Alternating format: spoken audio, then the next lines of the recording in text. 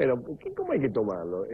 Con preocupación. Con preocupación. Muchísima preocupación, sobre todo por la incapacidad del PRO de darse cuenta de la gravedad. Fíjese que usted recién pasaba un micro donde Rodríguez Larreta decía, si hay algún ilícito haremos lo que corresponda. Separemos dos responsabilidades. La responsabilidad penal está a cargo del juez Ollarvide. Bueno, Palacios está preso. Palacios está preso y si Chamorro tiene que estar preso lo van a poner preso. La responsabilidad política es del PRO y es por la concepción de seguridad. Montenegro dijo eso. Exactamente. Soy el responsable político y lo acaba de ratificar. No, pero no es Montenegro.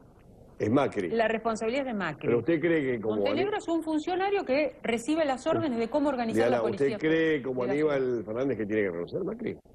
No, yo creo que tiene que por lo menos tener, como decía el diputado Cabandier, la humildad de escuchar. Pero vino Este mediodía en la conferencia de prensa Mauricio Macri lo anticipaba y en la legislatura porteña para la interpelación al ministro de Seguridad de la Ciudad de Buenos Aires está Sandra Igelka. Buenas tardes, Sandra, adelante.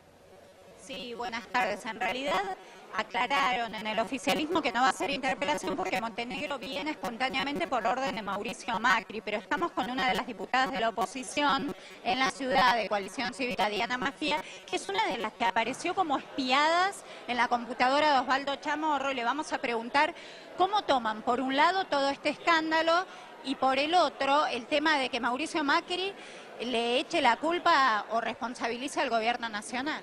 ¿Qué tal? Estamos en una situación complicada con la política de seguridad de la ciudad. Hay discursos que parecen incongruentes realmente, porque teníamos la expectativa de que Mauricio Macri, que estuvo ausente durante toda esta crisis, al volver reconociera que hay dificultades en el diseño que se le está dando a la política de seguridad de la ciudad.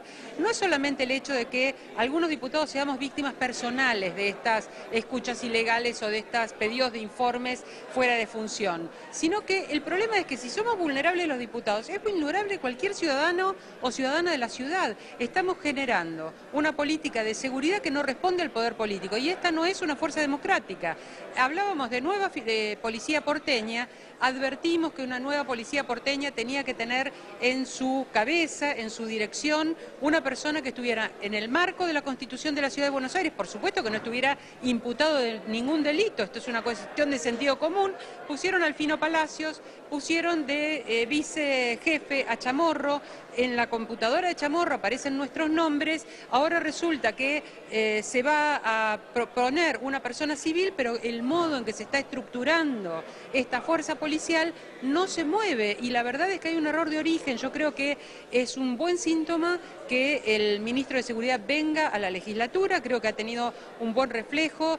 Hacer una interpelación es un mecanismo que desearíamos no tener que usarse, es mejor que el ministro venga, pero no solo a dar explicaciones, tiene que venir a dialogar con la oposición. La oposición lo ha invitado a la Comisión de Seguridad, lo hemos invitado a discutir con toda la oposición legislativa las cuestiones institucionales de la seguridad en la ciudad. Acá se ha votado una ley que no se ha cumplido porque, por ejemplo, debía haber una comisión de seguimiento que el Ejecutivo nunca la constituyó. Negoció esa comisión de seguimiento y luego no cumplió su propia negociación. Entonces, ante este modo de gobernar la ciudad, ante una fuerza que no se subordina al poder político, lo que tenemos que hacer es volver al inicio y repensar ¿cómo queremos que sea una policía porteña? Estamos a la expectativa de un diálogo que produzca este efecto.